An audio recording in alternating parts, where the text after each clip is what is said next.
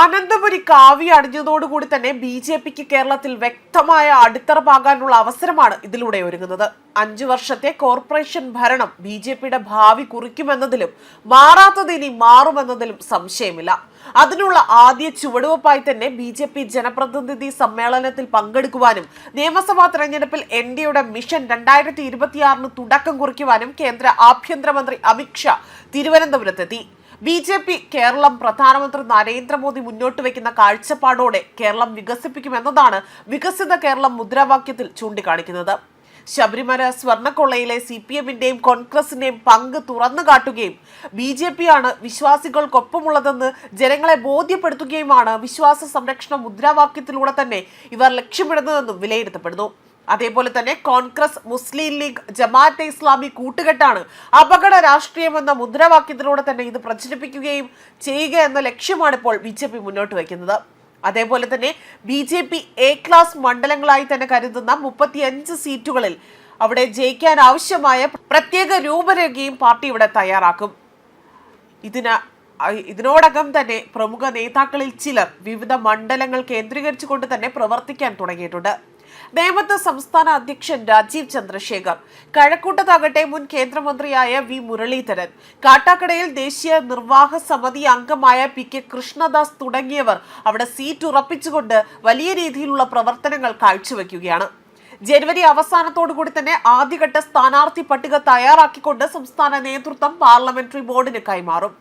മകരവിളക്ക് ദിനമായ ജനുവരി 14 വീണ്ടും നാട്ടിലും അയ്യപ്പ ജ്യോതി തെളിയിക്കുന്നതോടുകൂടി തന്നെ ശബരിമല സ്വർണ്ണക്കൊള്ളയിലെ തുടർ പ്രക്ഷോഭത്തിനും പാർട്ടി തുടക്കമിടും.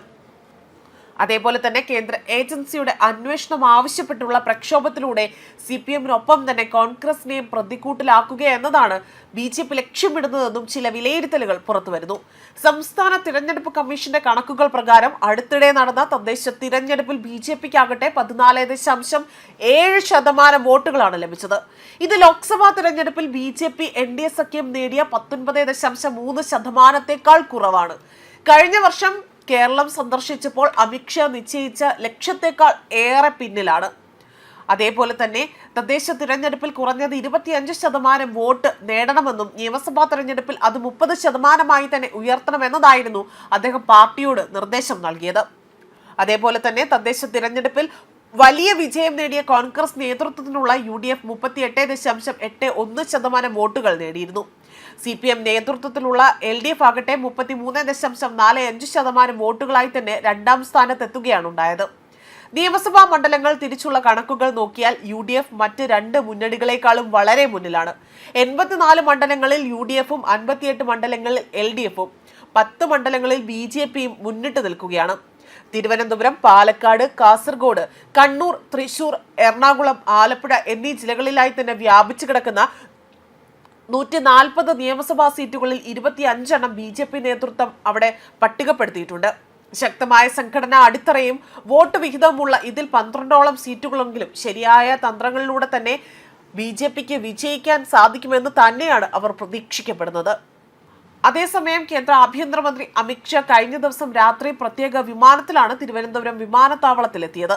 രാവിലെ പത്മനാഭസ്വാമി ക്ഷേത്രത്തിൽ സന്ദർശനം നടത്തുന്ന അദ്ദേഹം ഇവിടെ വലിയ രീതിയിലുള്ള പൂജകൾ നടത്തും. തുടർന്ന് തദ്ദേശ സ്വയംഭരണ സ്ഥാപനങ്ങളിലെ പുതുതായി തിരഞ്ഞെടുക്കപ്പെട്ട BJP പ്രതിനിധികളുമായി തന്നെ സംസാരിക്കും.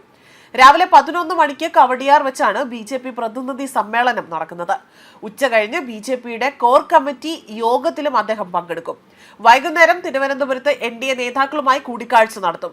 രാജീവ് ചന്ദ്രശേഖർ, V മുരളീധരൻ, K സുരേന്ദ്രൻ, ശോഭാ സുരേന്ദ്രൻ തുടങ്ങിയ നേതാക്കൾ ഈ യോഗത്തിൽ പങ്കെടുക്കും.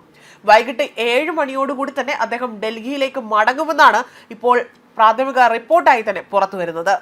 ന്യൂസ് ഡെസ്ക് കർമ്മ ന്യൂസ്.